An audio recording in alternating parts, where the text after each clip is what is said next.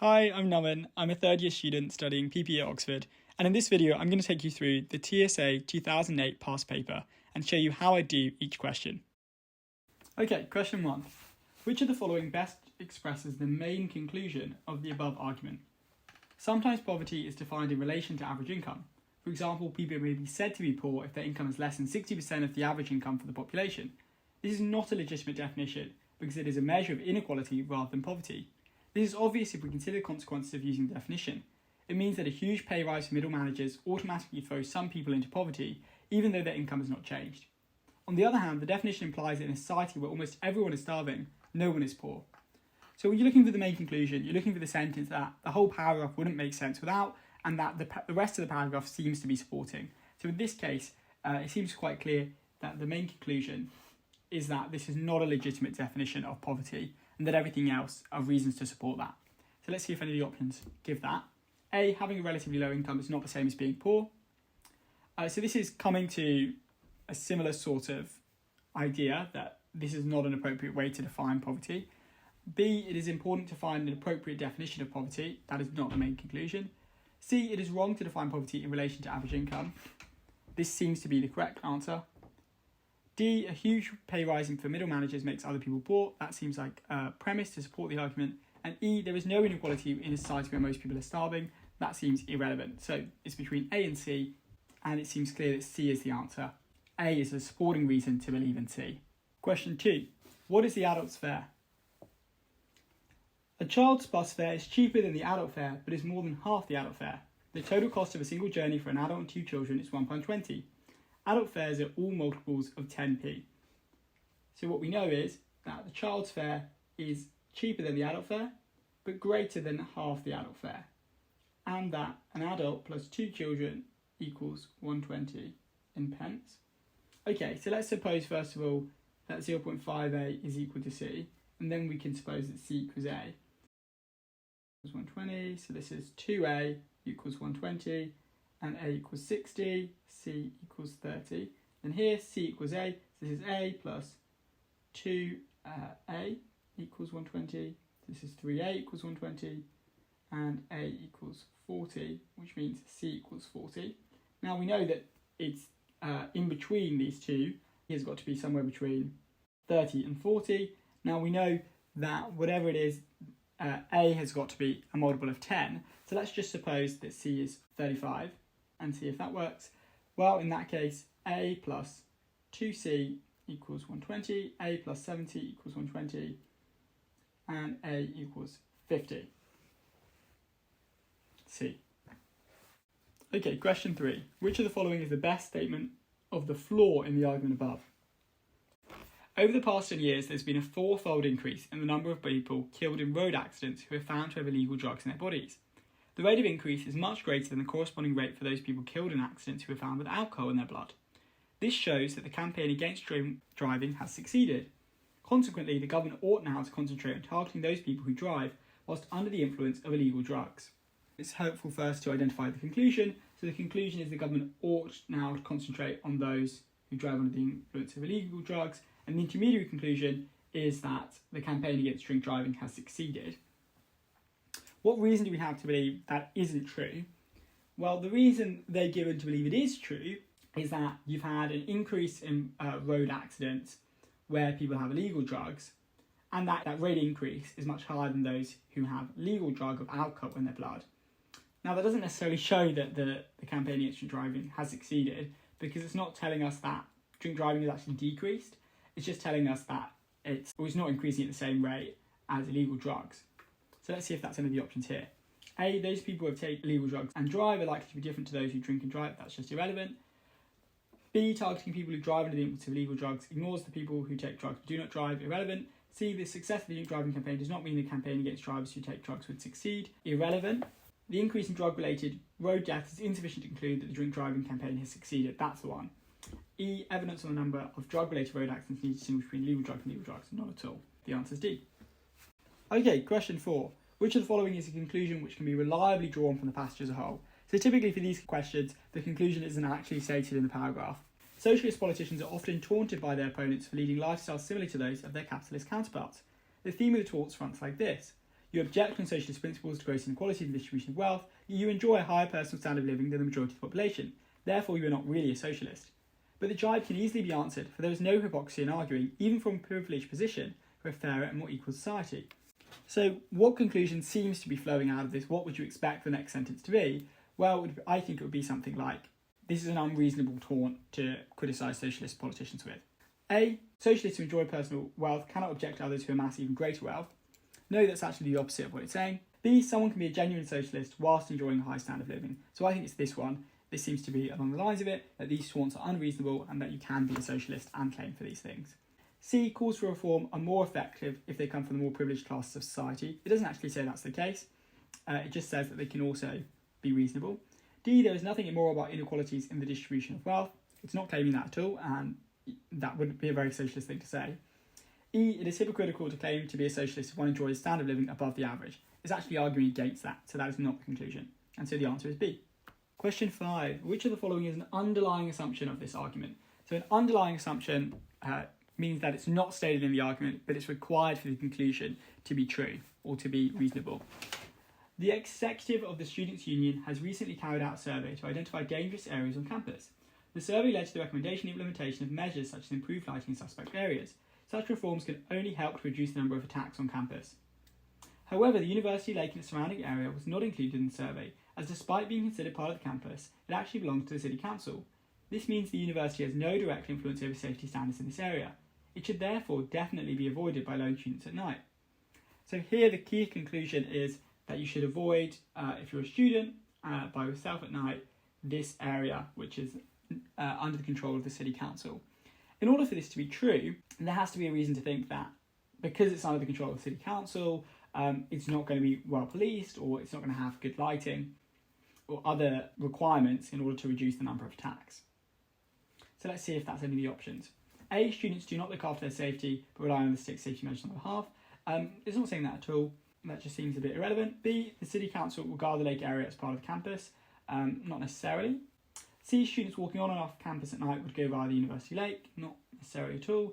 D. The safety measures taken by the City Council are either non-existent or inferior to those implemented by the Student Union. Definitely. E. The executive of the Student Union is not merely seeking popularity in implementing reform, but genuinely concerned about safety risks. Again, irrelevant. So D is the answer. This is a really good example of how you shouldn't bog yourself down looking too much into the other options because often they're irrelevant and designed to waste your time. You will often have a clear sense for yourself just reading the paragraph of what the right answer is and just identify that from the options. Okay, question 6. How far must he drive before the valves line up again at the bottom of each wheel? Stephen has a customised motorcycle that he is very proud of and shows regularly in competitions. It's very important to him that his presentation is perfect and he likes to stop in front of the judges with both his tyre valves in the same position. The front tyre is smaller than the rear to aid its handling. The circumference of the front wheel is 2 metres and the circumference of the rear wheel is 2.5 metres. Stephen starts with both valves in the same position at the bottom of each wheel. How far must he drive before the valves line up again at the bottom of each wheel? So this is just a fancy way of asking you to find the lowest common multiple of these two numbers, and it will be easier if we double each of them to avoid any fractions. So you've got 4 and 5, and the lowest common multiple of 4 and 5 is of course 20, which you can then halve to get 10. Okay, question 7. What is my bicycle lock combination? I have so many 4-digit codes to remember that I cannot keep them in my head. The bank says you should not write down your personal identification numbers for cash or credit cards, keep them in the wallet, so I can find out what the numbers are. I've devised a code which can be complicated enough to confuse me if you store my wallet. Okay, all of this is irrelevant so far pretty much. I code all the numbers using 1 equals A, 2 equals B, up to 9 equals I, O equals J. Then I wrote the coded numbers backwards, so 1, 2, 3 is written DCBA. Finally, at the end of each coded number, I add an extra letter between A and J to say what the particular code is of. Okay, so what you can see here is that you've got 3 stages. 1, you convert to letters. 2, you make back to front. And then 3, you add the sort of category code. Okay, so you're looking for your bicycle lock combination. So B is for bicycle lock combination. We know therefore that it's going to end in B, so it's this one we're looking at. And then we want to convert that to numbers. We've removed step 3. Now let's remove step 2 to reverse it. So it's now C, G, F, D. Okay, and now we want to convert those letters back to numbers. So this is going to be 3, A, B, C, D, E, F, G. So that's going to be 7. A, B, C, D, E, F, 6. And then 4. And there you go, that's E. Question 8. Which of these could not be a view from one of the sides? With A, it looks immediately like it is the answer, because you can imagine A drawn. And in order for this to be the case from one of the sides, at least, this square has to be, so let's say we're looking at this square needs to be empty, and then from above, that is not going to look the same. It's going to have something like that there. So it looks like it can't be A, but let's check the others as well. So B, you can definitely imagine a way where it is possible to view it from above. So B is possible. Then let's look at C. So C is looking really odd, right? But you can definitely imagine this because you can just have a piece missing in the middle. D is just a mixture of these two, so it's definitely possible. Got something missing there, and you've got something sticking out the top here. And then E is definitely possible again, because we can have something looking all fine from this side. Yeah, the answer is A. Okay, which of the following, if true, would weaken the argument? So here we're looking for something that would undermine one of the premises such that the conclusion would no longer be true or no longer be reasonable to believe. So some of the great sea mammals, such as the sperm whale, have brains many times larger than ours. It is a fact of evolution that organs do not grow or remain large unless they are used. If they are not used, they shrink or even disappear. It must be concluded, therefore, that the sperm whale makes intelligent use of the vast brain it possesses, perhaps at thought levels well beyond our understanding. So the conclusion, as it states quite clearly, is that the sperm whale makes intelligent use of the vast brain it possesses. And its basis for doing that is that if it didn't make use of that brain, there's the suggestion that the brain would shrink or even disappear. So A, humans have developed intelligence despite having smaller brains than whales. Well, that's actually kind of irrelevant, because it's not saying you have to have a very, very large brain to be intelligent. It's just saying that your brain will shrink if you don't, if the intelligence isn't made use of. B, whales lack the ability to communicate in language. Well, there's no necessity that language is necessary for intelligence. There might be other ways to be intelligent. C, large brains may have uses that do not involve intelligence. And I think this could be the answer. Its brain hasn't shrunk because it has been making use of it. But there are other non-intelligent uses for it, which is really, really interesting. And I think this could be the answer. So D, there is no correlation between the size of the animal and the size of its brain. Nope. E, whale intelligence may be of a kind that humans do not recognise. That's irrelevant. So I think the answer is C. Okay, which of the following is the best statement of the flaw in the argument? Mrs. Jackson said that if Mrs. List were promoted, she would resign, and we definitely do not want to lose Mrs. Jackson. However, we are not going to promote Mrs. List. We are going to offer the promotion to Mr. Wade. Therefore, Mrs. Jackson will not resign. So the immediate flaw, it seems to be that this is one of the conditions in which Mrs. Jackson would definitely resign, but it's not necessarily the case that there's no other conditions under which Mrs. Jackson will resign. And so there's no guarantee that she won't. So A implies that Mrs. Jackson failed to resign because she wanted the promotion herself. It doesn't at all. B, it does not explain why it's important to keep Mrs. Jackson. No. C, it overlooks the possibility that Mrs. Jackson might resign even if Mrs. List is not promoted. Exactly. And that is the answer. D, it overlooks the possibility that Mrs. Jackson would not have resigned even if Mrs. List had been promoted. No, irrelevant. E, it overlooks the possibility that Mr. Wade might not accept the promotion. Irrelevant. So the answer is C. Which of the following best expresses the main conclusion of the above argument? So here there's the emphasis on main. There might be intermediary conclusions. What is the main conclusion, the main takeaway? The paragraph wouldn't make sense without it. There is much evidence to suggest that cannabis has therapeutic uses for people suffering conditions such as multiple sclerosis. Given this, the prescription of cannabis should be made legal. So should is always a green flag for could be a main conclusion. If doctors were legally allowed to prescribe cannabis, multiple sclerosis sufferers and others might be spared much pain. Moreover, if cannabis could be legally prescribed, it would be possible to conduct large-scale surveys to establish whether cannabis really is of benefit in such cases. So yeah, that's exactly right. The main conclusion is cannabis should be made legal, or the prescription of cannabis should be made legal. And that's because all of the other sentences are reasons to believe in that sentence or provide context for it.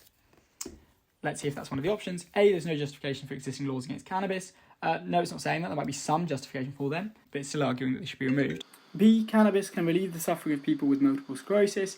This is not the main conclusion. This is a reason to support the main conclusion, that its prescription should be legalised. D, doctors are opposed to existing laws on cannabis. No, again, another reason to support the main conclusion. The main conclusion is a set of actions, though, and that is D. the legalisation of prescription of cannabis. E. Large-scale surveys needed to establish whether cannabis really is beneficial. No, it's saying that if we were to legalise the prescription of cannabis, then we'd be able to do large-scale surveys to establish whether cannabis is beneficial in such cases. Okay, what is the overtime rate per session? Pierre and Mark are waiters. In one particular month, Pierre worked 30 sessions at the normal rate and 10 sessions at the overtime rate, so 30 normal time, and Mark worked 20 at the normal and 5 at the overtime. At the end of the month, Pierre earned €700, 700, and Mark earned 45. So this seems like a simple algebra question. 30n plus 10o, let's call it p just for simplicity, equals 700, and 20n plus 5p equals 425. Okay, I'm going to make it so you only have one of the algebra, so let's double this one, so it's 40n plus 10p equals 850, and then minus the top from the bottom, so that gives you 10n equals 150, so n equals 15, and then let's find p, so 30 times 15 plus 10, p equals 700, 30 times 15 is 450, plus 10p equals 700, so 10p equals 250, so p equals 25. How many matches have they won? The chart below shows the distribution of results this season for the Aussie Strikers hockey team. They have played 24 matches to date and lost none. Okay, so this is really simple, it's just asking you to figure out this graph in terms of its actual percentages. You're just going to have to use your own judgment a little bit here, but this is what it looks like. 1, 2, 3, 4, 5, 6. That makes sense because that's 24 is divisible by 6. So you've got 6 here and 6 here, so total of 12. So each of these is 2 matches. So now we need to figure out how many matches, well, 1 is supposed to draw. Well, we just need to remove this section here. This is 1, 2, 3 sections. 3 times 2 equals 6. 24 minus 6 is of course 18. Which of the following cubes was formed from this cutout? Okay, let's start with A. We know that if you've got one of these lines, then above it should be the cross, or it should be directly facing the cross. So here, this one needs to be on one side at least directly facing the cross if it's this one. And if it's the other one, it's this one, then the cross needs to be at the bottom here, if it's not at the top. So let's leave A, maybe A is the answer, and let's go to the other ones. B, okay, so we know that if this is this one, then it should have the cross at the top, so maybe it's not that one. And if it's this one, it should have the cross at the side here, and on its other side it should have this line here, but it doesn't, so it's not B. What about C? This line definitely can't be this one because it's not going to the right place. And then could this one be this one? Yes, it could be. That looks okay so far. But you can tell immediately that this would have to be the top. You see what I'm saying here is this cross could not be facing into this one because on no side does it face this one. So some key points, you've got where the corners, so this corner should be with the other one going there. Is it possible for this to be on top like this? Well, we can imagine that it's folded as such. What are the crosses sides? So is this something that's happening on one of the cross sides? Yes, it's happening here. In which case, can this side be possible in the way that it is? So this actually looks more convincing, and I would go with E. Which one of the following is a conclusion which can be drawn from the above passage? So drawn suggests that it's not actually stated in the above passage, but it feels like it should be there. Right? The passage doesn't really make sense without it. The passage is building up to this conclusion. Random drug testing of prisoners was introduced in 1995 in order to solve the many problems associated with prisoners taking drugs. Since cannabis can be detected in the body up to a month after having been smoked, prisoners are tempted to switch to heroin, which stays in the system for only 48 hours. As a result, since drug testing was introduced, cannabis use has declined by a fifth, whereas heroin use has doubled. Heroin is not only a much more damaging drug than cannabis, but is also extremely addictive. There is evidence that heroin addiction encourages prisoners to intimidate others in order to pay for the drug. So this seems to be building up to the conclusion that random drug testing is causing a problem with heroin and may in fact have overall negative consequences. because the premises seem to be building up to that. So we can identify the premises now. Premise 1, heroin stays in the system for only 48 hours. It's one of the premises that supports this intermediate conclusion that heroin is being taken up more, which is the second. And this is a bad thing because of premise 3, this is more damaging. Premise 4 is more addictive. And premise 5 encourages them to be more intimidating. Okay, so which one of these gives us that answer? A, the test for detection of heroin in the body should be improved. That is not the conclusion of the paragraph. B, since 1995, cannabis use in prisons is at a lower level than heroin use. No, it's not clear that that's true. C, the drug problem in prisons cannot be solved by random drug testing. This seems to be close to what we're looking at, so let's see if there's a better one. D, the system of drug testing in prisons has not solved the drug problem in prisons. Yes, this seems to be the right answer. And E, the level of intimidation in prisons has doubled since the introduction of random drug testing. There's not enough evidence to support that. It's just saying that the level of heroin use has doubled. Which of the following is an underlying assumption of the above argument? So assumption is not stated in the passage, but it supports the conclusion and is necessary for the conclusion to be true or to be reasonable. It is not always clear whether a doctor should tell the truth to a patient or not. On the one hand, patients have a right to know what is the matter with them and what the future holds, so they can make their own informed decisions.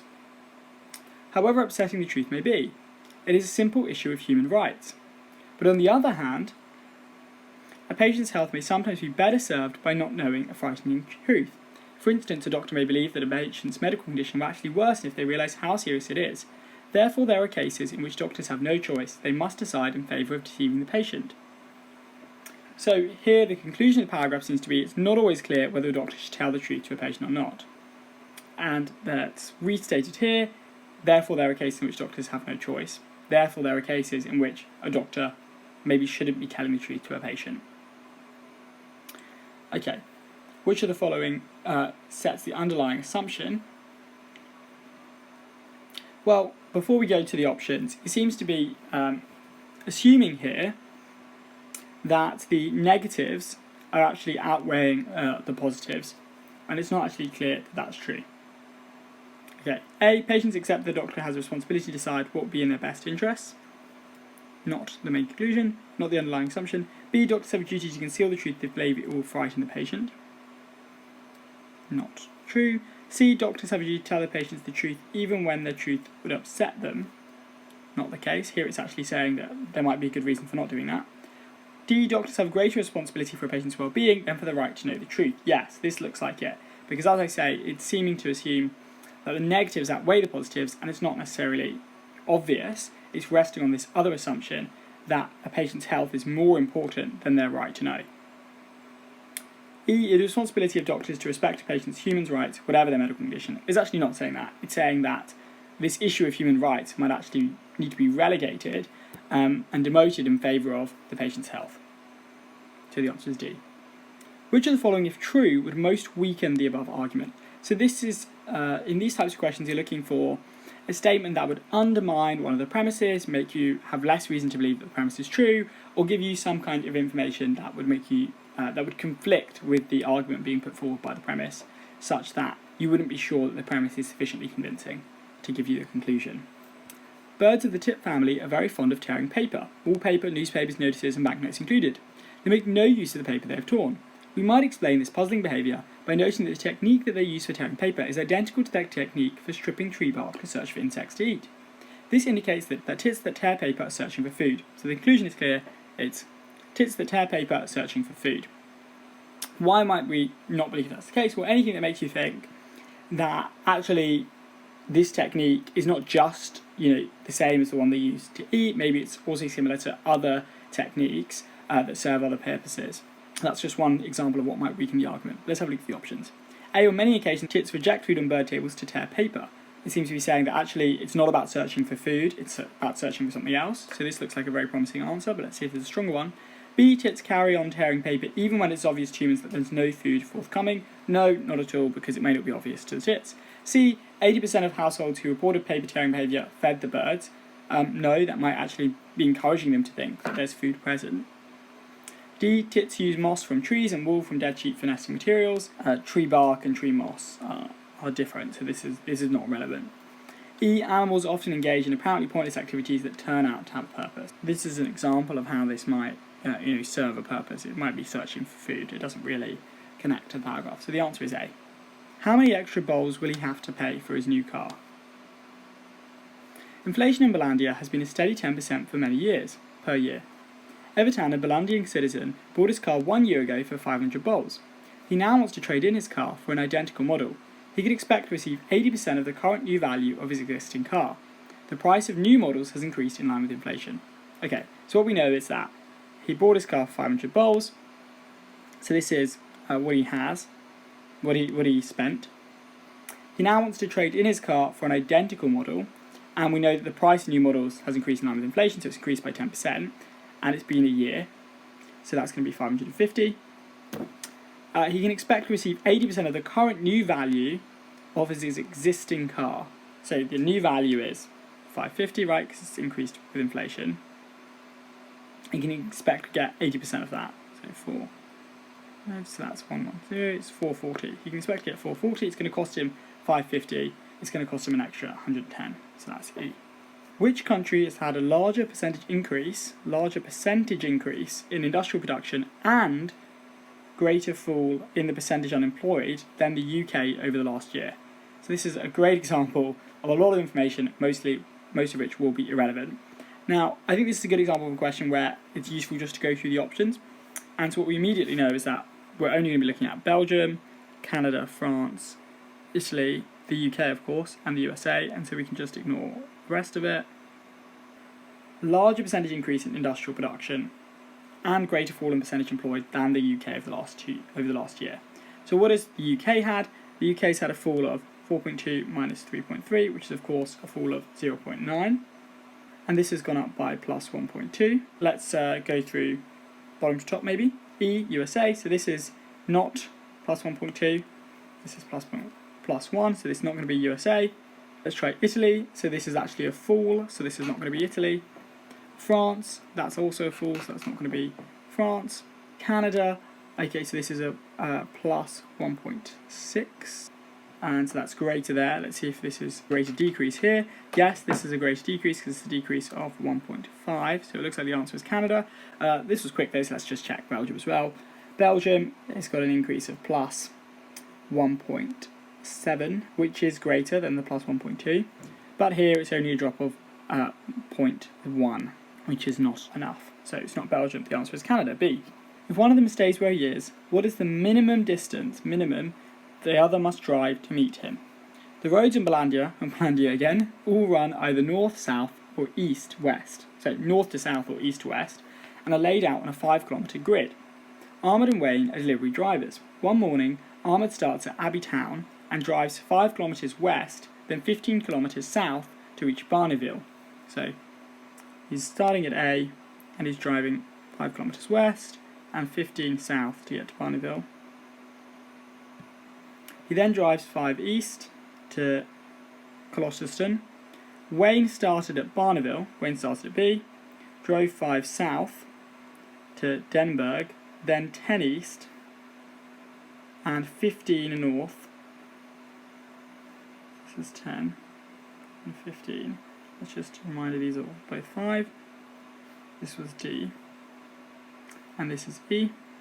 Ahmed then rings Wayne to arrange to meet for lunch. So Wayne is here, and Ahmed, remember, ended up at C. If one of them stays where he is, what is the minimum distance the other must drive to meet him? Now remember that we're on a grid, so there's no Pythagoras theorem to find out what this distance is, and then that up here. So the distance here is of course 5, and then the distance upwards, well this is 5 here, we know this is 10, so this is 5 plus 10, which is 15. Which of the following is the best statement of a major flaw in the argument? It explains why the argument doesn't make sense. The premises don't add up to the conclusion. The government has announced that it wants to reduce the level of ill health due to workplace stress. Ministers can learn a lot from a recent study of 8,000 white-collar workers in America, which found that men who had a high level of control over the way they carried in their jobs had a low rate of heart disease, a stress-related disease. Clearly, therefore, the most stressful jobs are those in which employers have little control over the pace of their work and how it is organised. If the government is serious about wanting to reduce the level of stress-related disease, then it needs to encourage employers to give their workers greater control of their work. So the conclusion here is the government needs to encourage employers to give their workers greater control over their work in order to reduce the level of stress-related disease. How does it get to there? Men who had a high level of control over their work have lower rates of one specific stress-related disease. It actually doesn't mean that they have low rates of stress overall. And then it jumps to this intermediate conclusion. The most stressful jobs are those in which employees have little control over the pace of their work and how it is organised. Now that's not a reasonable assumption at all. Just because in some jobs where they have greater control, they have a lower rate of one stress-related disease, firstly doesn't mean that they're less stressed. And secondly, doesn't mean that we can assume that those that are in the most stressful jobs, those that are necessarily going to be the ones where they have the little control over their pace of their work and how it's organised. There might be other factors that are much more significant. So let's have a look at the options. A, it contradicts itself by implying the government is not serious about wanting to reduce stress-related disease. That's just not the case. B, it assumes that in general workers want to be given more control over the organisation of their work. It's not saying that even if workers didn't want this, it's about what the government wants to do. The government wants to reduce stress-related disease. C, it ignores the practical question of how much control workers can be given. This is not about practicalities, this is about a specific goal. D, it assumes that where there was a low incidence of heart disease, this was caused by a reduction in stress. Yes, this is a major flaw. Let's check E though. E, it assumes that stress in the workplace only affects white-collar workers. Doesn't assume that at all. Okay, D is the answer. 22, which of the following has the same structure as the above argument? So this is one where you're going to use your algebra method. You can become a good pianist if you start to learn at an early age. You did not start to learn until you were an adult, so you cannot become a good pianist. You can A, if you B, you did not B, so you cannot A. Just to clarify, A here is be a good pianist or become a good pianist, and B is start to learn at an early age. You can become a great pianist if you start to learn at an early age. You didn't start to learn at an early age, so you cannot become a good pianist. Which is following the same structure. A, children can become fluent in 2 languages if they start learning when they are very young. My children learn 2 languages when young, so they speak them very fluently, or they speak them fluently. Children can A, if they B. My children B, so they can A. No, that's not the same structure. B, you can cure your headache if you're willing to try acupuncture. You can A, if you're willing to B, or if you B. You do not B, so you will not be able to A. So this looks the same. C, you can avoid being overweight. You can A, if you B, take sufficient exercise. You B, so you will not A. No, this is not the same because in ours it's you did not. D, children have fewer ear infections if they take cold liver oil.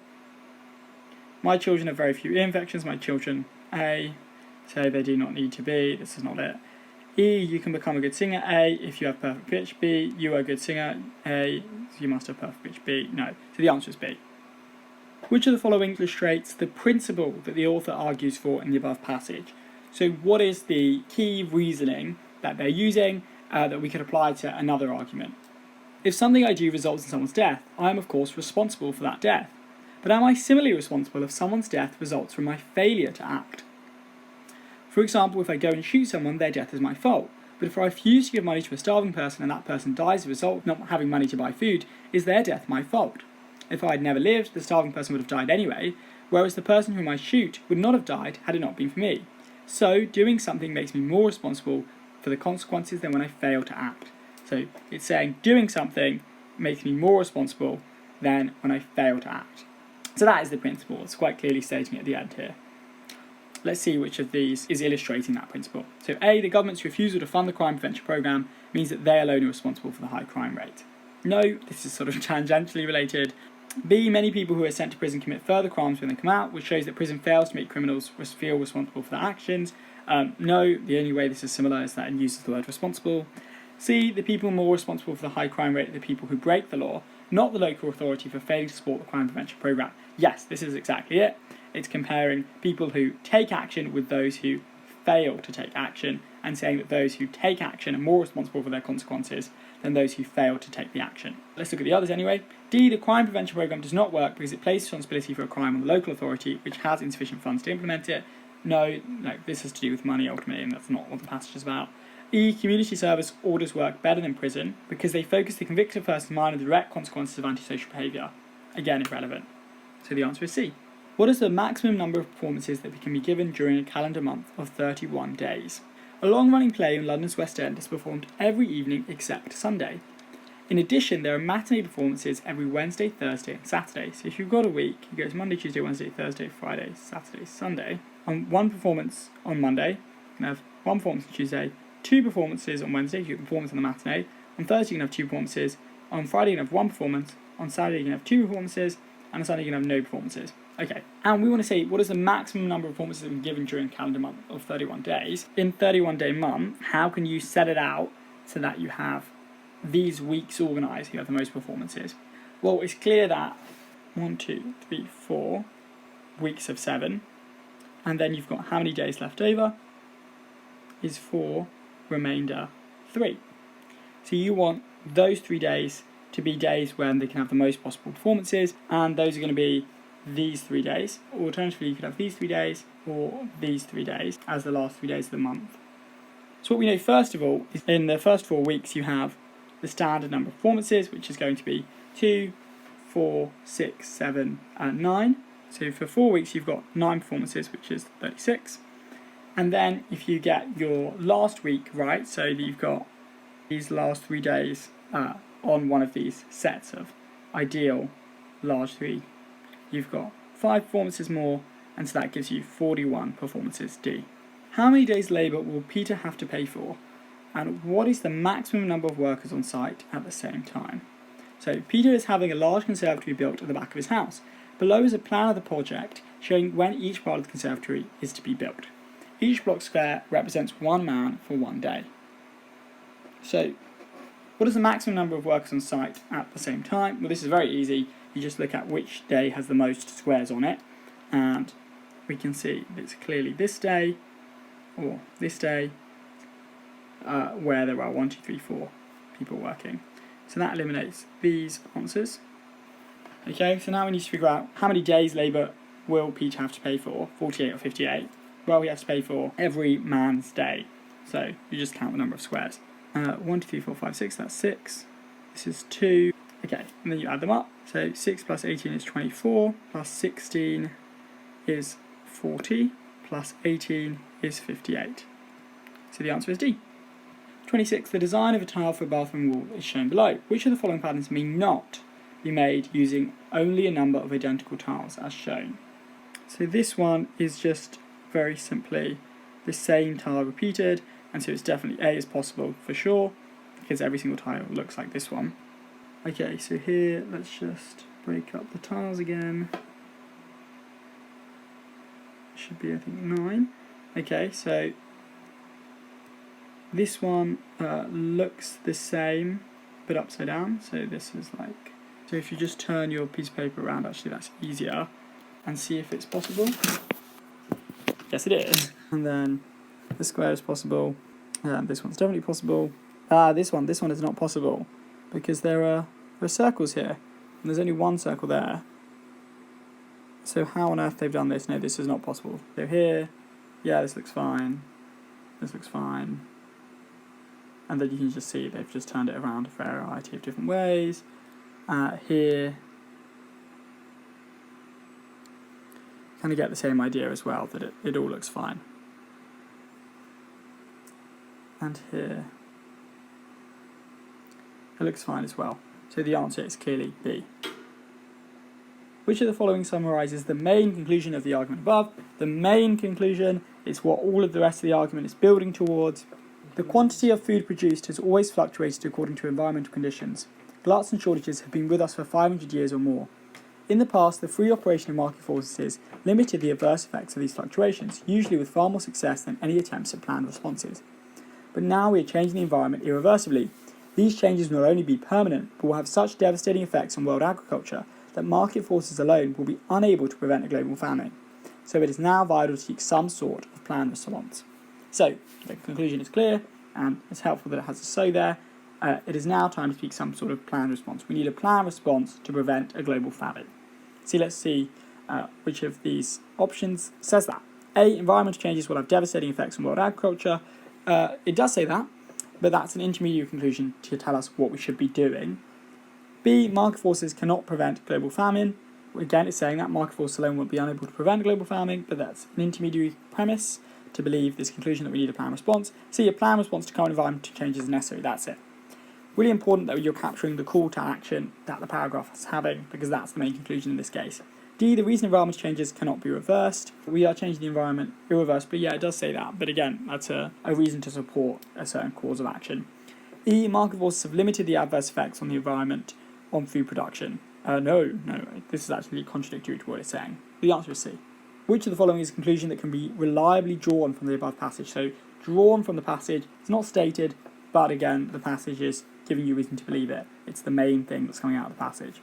Scientists are now developing genetically modified crop plants that produce their own pesticide, but pesticides are only effective if they're not overused. If they're applied continuously for long periods, then the pests that they're supposed to kill develop resistance to them. Pesticides only remain effective against pests, therefore, if periods are left during which they're not used. The genetically modified crop plants will produce pesticides continuously, and so it's seeming to build up to this conclusion that, therefore, they will not be effective in the long run. Why? Because you've got premise 1, they're only effective if they're not overused. Premise 2, effective, they need periods when they are not used. Premise 3, not have periods where they're not used, they will be used continuously, leading to the conclusion they will not be effective. Okay, so A, the pesticides produced by genetically modified crops become ineffective against pests, will become, it should say, but this looks like it. B, the genetic modification of crop plants will make the crops unusable as they will be contaminated with pesticide. It is not saying that, that's irrelevant. C, the genetically modified crop plants will help to prevent the overuse of pesticides. No, it is not saying that. D, the development of genetically modified crop plants will enable more effective use of pesticides since periods may be left when they are not used. No, they're going to be used continuously. E, the development of genetically modified crop plants will mean that pesticides need no longer be sprayed onto fields. That might be true, but it's not the conclusion that the paragraph is getting towards. So the answer is A. Which of the following is an underlying assumption of the argument above? So underlying assumption, not stated in the passage, required for the conclusion to be true. In the case of plastic drink bottles, recycling is not the best answer to the problem of garbage disposal. 95% of soft drink bottles sold in the United States are made of a compound of polyethylene, which poses recycling problems. They're potentially carcinogenic if recycled into new food or drink containers. Recycled PET tends to absorb other chemicals before remelting, and these chemicals could leach into food or drink that is stored in a recycled container. However, if disposed of in landfill sites, plastic is not harmful to the environment. It can be squashed flat, so it occupies little space, and it is inert. Unlike other waste, it does not leach into soil or water, nor does it produce a dangerous buildup of methane. So the conclusion here seems to be, in the first line, in the case of plastic drink bottles, recycling is not the best answer. Instead, you want to maybe dispose of it in landfill sites. An underlying assumption, what comes immediately is that, well, surely there's other negative effects of putting it in landfill sites, or maybe that these issues that we're talking about with the recycling problems cannot be resolved. So A, the space in presently available landfill sites will soon be exhausted. That's not an underlying assumption. B, soft drink bottles should be made from materials which can be recycled. Maybe that sounds more like a potential conclusion. C, the burning of plastic rubbish is inadvisable because it produces toxic chemicals. It's actually irrelevant. They're saying already, there's negative side effects which are not to do with burning. D, apart from food and drink containers, there is little use to recycled PET. This actually could be it, because a lot of the negative consequences, or all of the negative consequences of state, come from being recycled into new food or drink containers if it's just recycled into a different material, different product. E, a reduction in the amount of plastic produced would ease the problems of garbage disposal. Irrelevant. What is the minimum number of bricks needed to resurface a rectangular drive measuring 550 by 400 centimetres? I'm resurfacing my driveway using bricks in the pattern shown below. The visible part of the brick measures 10 centimetres by 20 centimetres. To achieve a rectangular shape, part of some of the bricks must be cut off. The part which is cut off can be used elsewhere on the drive. The drive shows that 8 bricks will be required to cover an area 40 centimetres by 40 centimetres. So let's see how many of these 40 by 40 can be fit into 550 by 400. So you've got 550 by 400. So we know first of all that 400 is obviously going to fit 10. 400 divided by 40 equals 10, so there's going to be 10 going this way. Let's do 550 divided by 40, so we can just do 55 divided by 4, which is 13 remainder 3.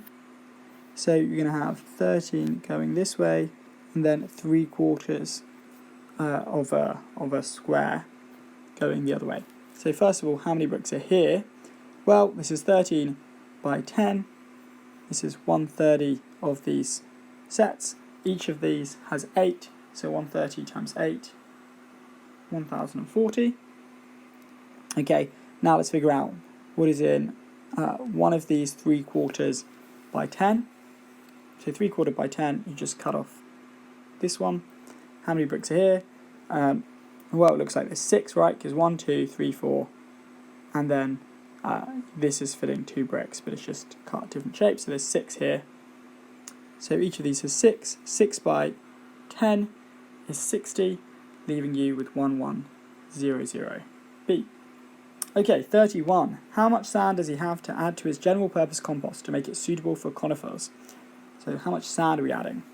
John has 15 kilograms of general potting compost, which is made of 1/3 sand and 2/3 coir. He wants a compost to repot some conifers, which require a better draining mixture of 60% sand to 40% coir. Okay, cool. This is very easy. You've got 15 kilograms of general purpose, and we know that 5 kilograms of this is sand, and 10 kilograms is this coir thing, because this is easy, quick maths. And then we want this to be 40% and this to be 60%. So we want this to be 60 over 40 times 10, which is of course 3 over 2 times 10, which is of course 15. So we want 15 in total of sand. We've already got 5, so we add an additional 10. The answer is B. Which of the following could be the number of teams starting the tournament? A netball tournament is divided into 2 stages. In the first stage, the teams are divided into equal groups, within which each team plays every other team once. In the second stage, the winners of each group take part in a knockout competition which starts with 4 quarterfinals. So you've got 4 quarterfinals. We know that in a quarterfinal we're just going to have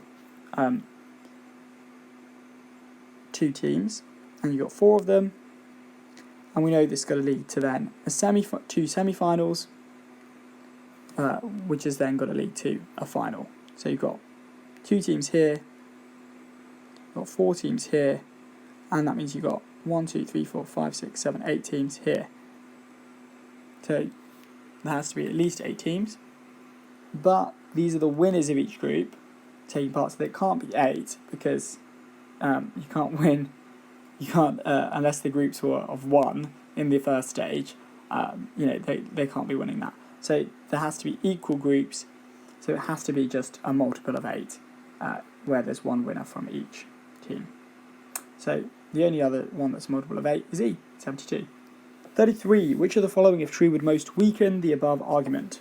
Catalytic converters are increasingly being fitted to cars as a means of reducing some of the harmful emissions from car exhausts. But though they eliminate one form of pollution, their action serves only to create another. Ground level ozone is kept at very low levels in the cities by some of the pollutants catalysts remove. So the more catalytic converters that are fitted, the more such ozone can be built up. Since ozone is a major cause of choking summer smogs, we can assume that people with breathing difficulties such as asthmatics will be much worse off the more the catalytic converters are used. We should stop fitting cars with catalytic converters. So the conclusion is we should stop fitting cars with catalytic converters. That's quite a bold conclusion, especially because I think nowadays almost all cars have catalytic converters, so it's probably not the case.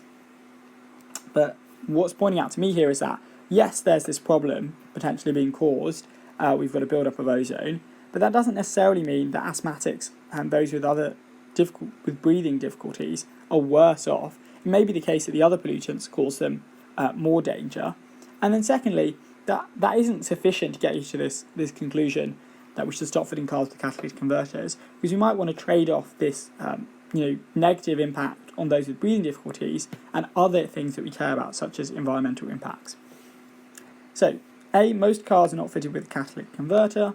No, that is not going to weaken the above argument, because even if a few are being fitted, this is telling us that we should stop fitting them. It could still cause negative impact overall.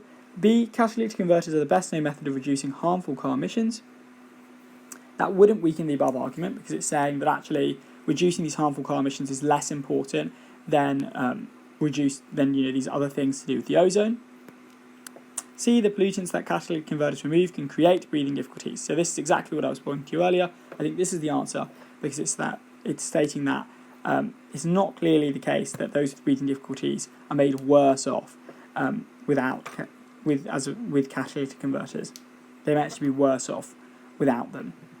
D, the number of cases of people with breathing difficulties has risen over the past few years. That would actually strengthen the case because we see they're increasingly being fitted, the problem's getting worse, there's some kind of correlation there. E, air pollution affecting people with breathing difficulties is also caused by emissions from industry, so that's just irrelevant. So the answer is C.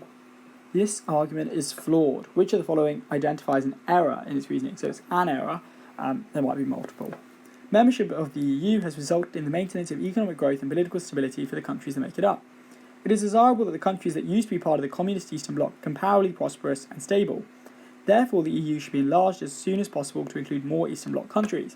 The most obvious flaw to me seems to be just because something's been the case for the past for a certain group of countries doesn't mean that add these countries, they're also going to have the same result. It might be because of a particular set of conditions that was present in those countries that isn't present in these communist Eastern Bloc countries. But here we go. A, it assumes that the Eastern Bloc countries have the potential growth and stability that the existing members had prior to entry. Exactly. There might be differences between these countries, which mean that they're not going to have the same effects. B, it fails to acknowledge there are countries outside the EU that are just as prosperous and stable. No, it's not saying this is the only way that you can achieve prosperity and stability. It's just one way. C, it relies on there being no opposition to the enlargement of the EU from existing member countries. No, it's not saying that it's practically achievable. It's just saying that it should happen.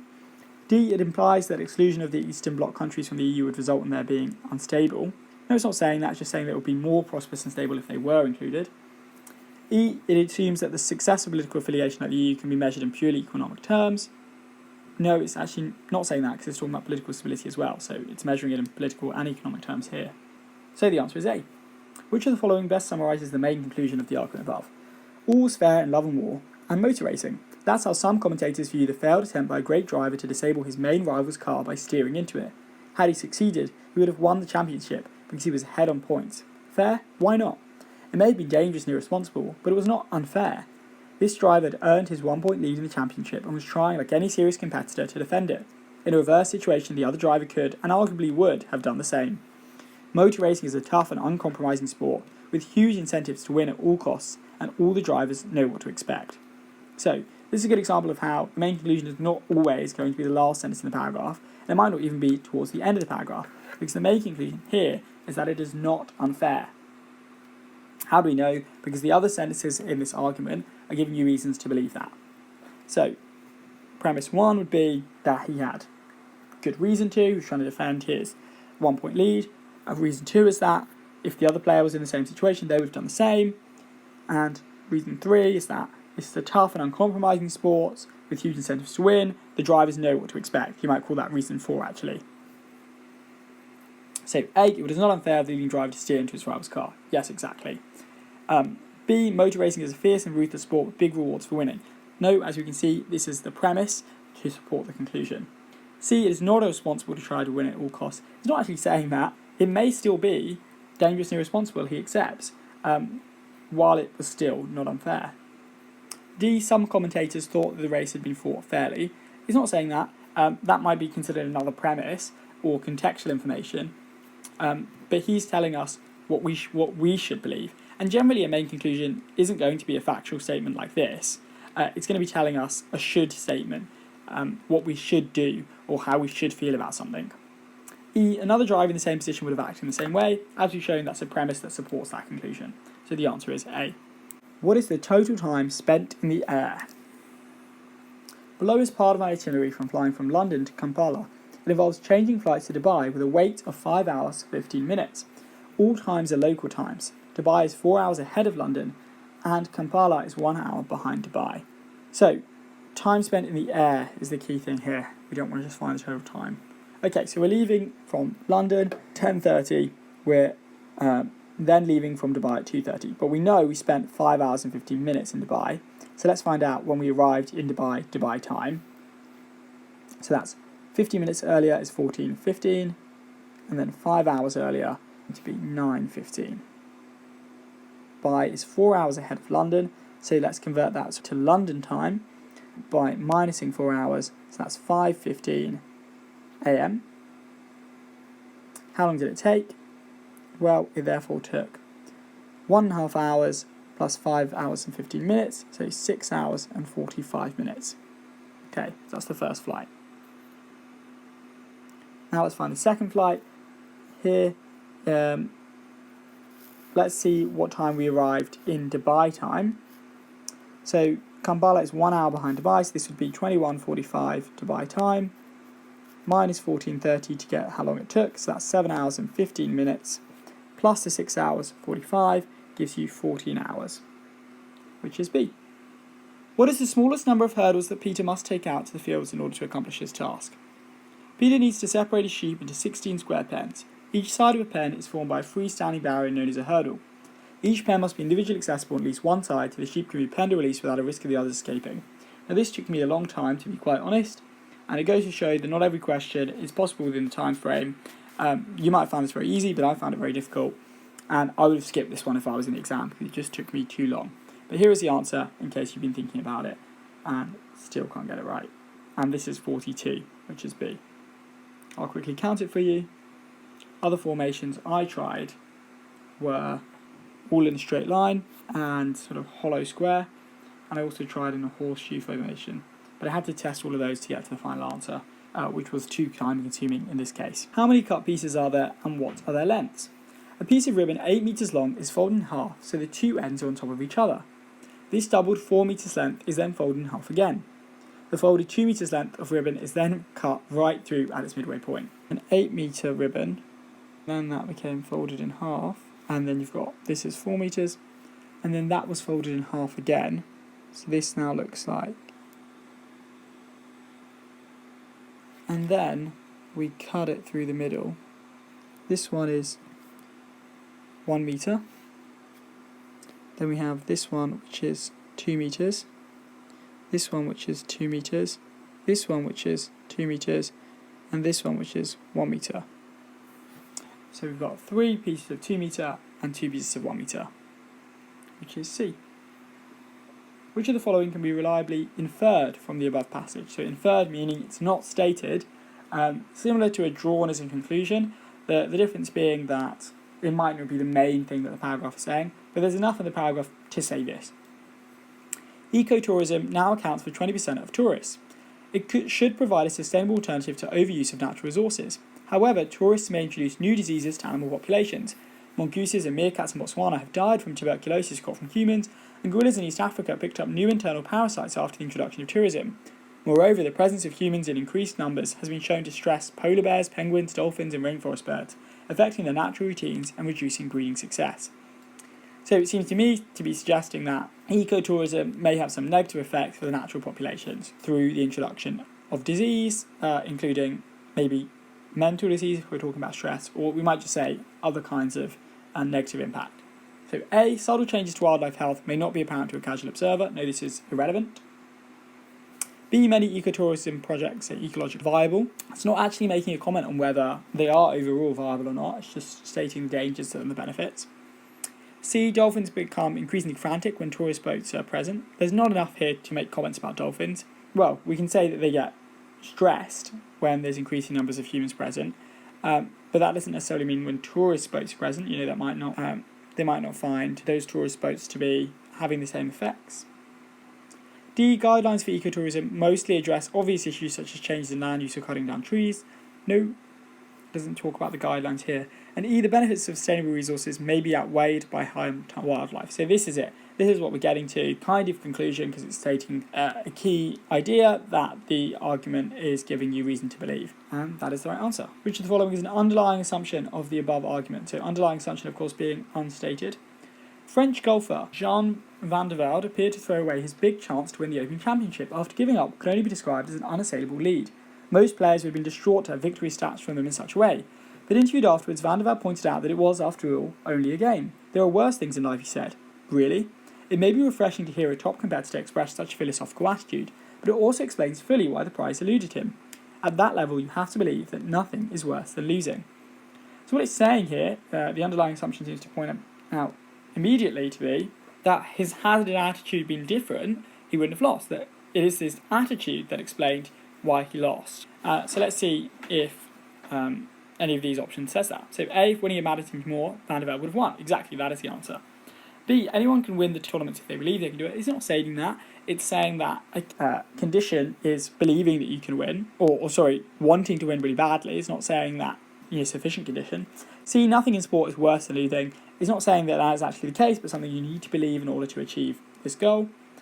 And D, Van der Velde was very unlucky in the last stage of the game. It doesn't really discuss luck. It's actually kind of saying it's not about luck, it's about his behaviour. E, Van der Velde should have cared more about losing. It's actually not expressing a value judgment on whether he should or should not have, but it's saying that if he had, then the outcome would have been different. So the answer is A. 41. Which of the following, if true, would weaken the above argument? Electrical goods retailers often offer extended warranties which guarantee free repairs if the product breaks down during the term of the warranty. Salespeople are keen to persuade customers to buy these warranties because they gain substantial commission from them. Customers may also be tempted to buy them since they ensure the purchaser will not be faced with huge repair bills. However, surveys by consumer protection agencies show that the average cost of repairs per customer is less than the average cost of warranty. Anybody buying electrical goods would therefore be well advised not to buy an extended warranty, as it represents poor value for money. Let's read the options. A, salespeople knowingly mislead their customers into purchasing a poor value scheme. No, that would actually strengthen the argument, supporting the view that it's poor value for money. B, the average cost of repairs is low because for the majority of electrical purchases, the actual cost is zero. So yes, this would weaken the above argument because it's suggesting that the average cost of repairs isn't a good indicator, because when you look at the average cost of repairs, should they be non-zero, that might actually be higher than the average cost of warranty, and so that would give you a reason to purchase it. But C, no extended warranty scheme would be viable for the retailer if the average cost of repairs exceeded the cost of the warranty. No, what's the argument further? If that were true, then that would support the view of the passage that it is poor value for money typically. D, in most warranty agreements there are clauses which state that certain kinds of repair are not covered. No, that would give you even more reason to believe it's not value for money. E, with or without an extended warranty, customers have statutory rights which retailers are obliged to observe. So no, again, that would give you even more reason to doubt that they're good value for money because you don't even need it. So the answer is B. 42. What proportion of the two denominations of stamps should the company buy? A small mail order company sends out 3 sizes of parcel in about equal numbers, which require postages of 24 cents, 30 cents, and 72 cents. The stock stamps in denominations of 6C and 30C, and they use the minimum number of stamps on each parcel. So here they will be using 6C in 4 times 4. Here, the most efficient thing to use is just use one 30C, and in this case, you want to use as many 30Cs as you can. That takes you to 60, so that's 2 times 30C, and you've got 12 left, so that's 2 times 6C. So overall, you're using 6C of 4 plus 2, so 6 of those, and 3 of the 30C. Now, of course, because these are all in equal numbers, that makes sense, and it's just a matter of a multiple of this. So essentially, for every one 30C you buy, you should buy 2 6C. And so which of these shows that? So here, that's C, 2 6C for 1 30C. And that is the answer. 42. If the goats are successful, what are the alternatives as to their prospective opponents in the final? It's a good example of giving a lot of information, but don't be intimidated.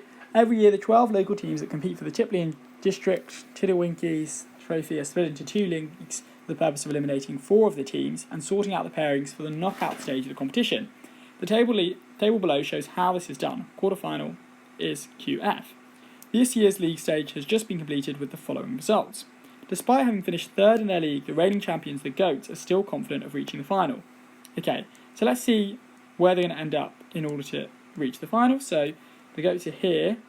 As we're seeing, you're going to have your leagues, and then you're going to eliminate 4 teams, and then that's going to sort out who gets into the final. So they're in League B. Okay, so they're going to be present when you get to the 4th quarter-final, 3rd place League B versus runners-up League A. They're going to be playing the Fish in the 4th quarter-final, so they cannot be facing the Fish in the final because they have to beat them here. To get to the semi-final, they will then be in the 2nd semi-final because they're going to be the winners of the 4th QF, and they're going to be playing against the winners of the 3rd QF, and then they're going to beat them in order to get to the final. So whoever's in the 3rd QF, they cannot be playing in the final. Who's going to be in the 3rd QF? The winners of League B, so they can't be playing the Scales, and 4th place League A. And then in the final, they could be playing the winners of the 1st quarter-final versus the winners of the 2nd quarter-final. So anybody that won the 1st or the 2nd quarter-final, so they could be playing against winners of League A, so Scorpions, or the Archers, or the Bearers, or the Bulls. And these players are irrelevant. So these are the options: Scorpions, Bulls, Bearers, or Archers. And that is C.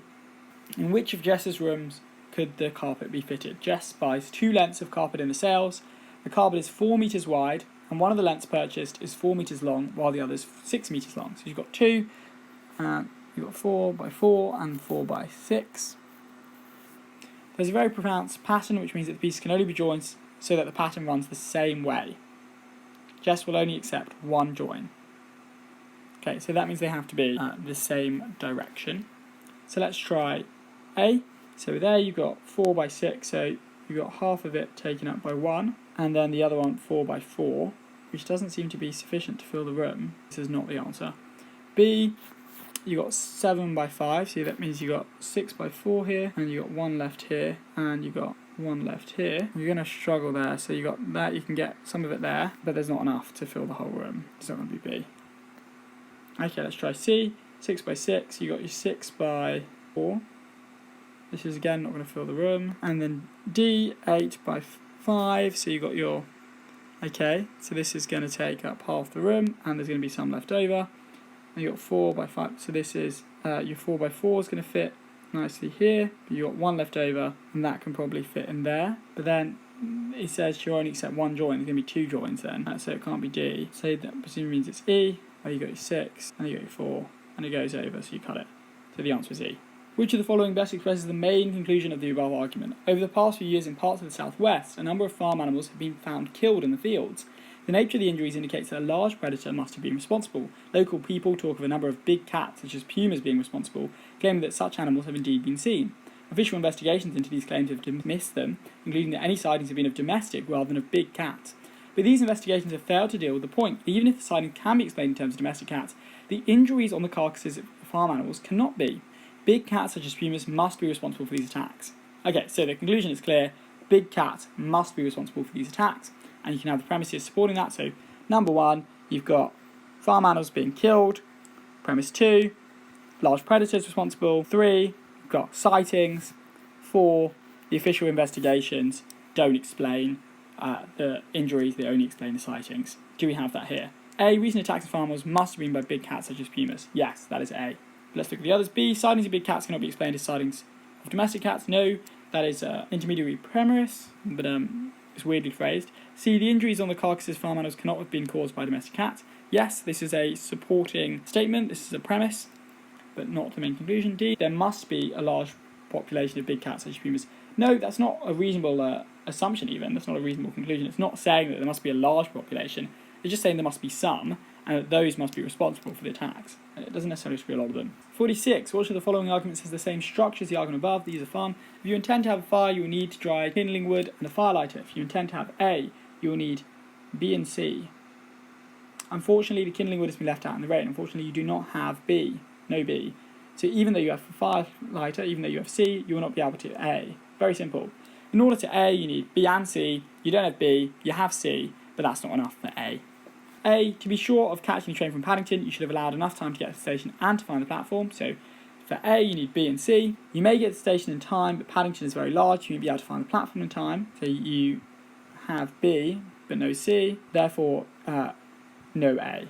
B, to pass your exam, you need to be hardworking and intelligent. So to A, you need B and C. You have done very little revision, and your score in intelligence test is very low, therefore you're going to fail your exams. This is say you don't have B or C, so you're not going to have A, which is not the same because in the passage you have one of B and C. C, your car is below the high tide line and is stuck in the sand. The tide will be at its maximum height in 30 minutes and the load truck is not due 45 minutes. You're not going to be able to save your car from by the sea. This has just got very different structure. I'm not going to bother translating it. It's just very clearly different.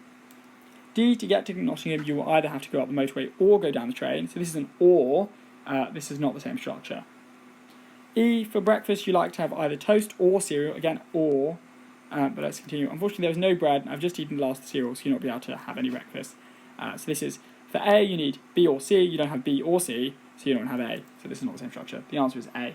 Which of the following statements is an application of the principle underlying the argument of the passage? If the government gives financial support for the arts, this means that a proportion of each person's taxes will be used to finance museums and theatres. But some people who pay taxes never set foot in a museum or theatre, and those who do use those services are usually well able to afford to pay for them. Since no one should be forced to subsidise services which they themselves do not use, taxpayers' money should not be used to support the arts. So, the principle here is after this since, no one should be forced to subsidise services which they themselves do not use. And let's see an application of that. A. Without support from central government, many aspects of the nation's cultural life would be accessible only to the wealthy. No, this is just an irrelevant statement, it's not an application of the principle. B. London transport system should not be subsidised from taxpayers' money, since people who pay taxes never visit London. Yes, so this looks like the same. Essentially it's saying you shouldn't be able to have to pay for things that you don't use, and the people that are paying for it are not the ones using it. C. Those who can afford private health insurance should nevertheless pay a contribution to the National Health Service. No, that's the opposite. D. Education should be financed from taxpayers' money because the service is beneficial to the nation as a whole. No, this is saying that everybody benefits, so everybody should be paying for it, which is counterfeit of this principle. E. If public funding for art galleries were withdrawn or replaced by admission charges, those who are genuinely interested in art would still visit them. No, that's just a random fact, so it's B. How much prize money does he receive? In a prize weightlifting competition, the winner receives 100 if he lifts 80. He then receives $10 for the next 55, 15 for the second, and the incremental prize increases by a further 5 for each additional unit of 5 kilograms he successfully lifts. And he lifts 110. Very simple question. Okay, so you've got 80, 85, 90, 95, 100, 105, and 110. So this translates to 100, 10, 15, 20, 25, 30, 35. This is 60. This is 75. 60 plus 75 is 135, plus 100 is 235. So the answer is C. In which months were the energy costs highest? Okay, so immediately let's have a look at which of these are energy. So we've got gas is energy, electricity is energy, coal is energy, logs for fire is energy, and that is it. Okay, and we're only looking at the options here: January, February, April, May and July. January, we've got 125, and that's it. February, we've got 160, and that's it. Immediately that means January is not the answer. April, we've got 120, and that's it. It's not April. May, we've got 140, plus 40, that's 180. It's not February. And then July, we've got 80, plus 60, which is of course 140. So the answer is May. Which of the following cannot be the view that Sarah sees? Vinod and Sarah are about to move some cube-shaped boxes that must have been left in the middle of a storeroom. The appearance of the boxes from above and the positions of Vinod and Sarah are shown below. Vinod and Sarah, okay? Vinod sees this and Sarah sees this.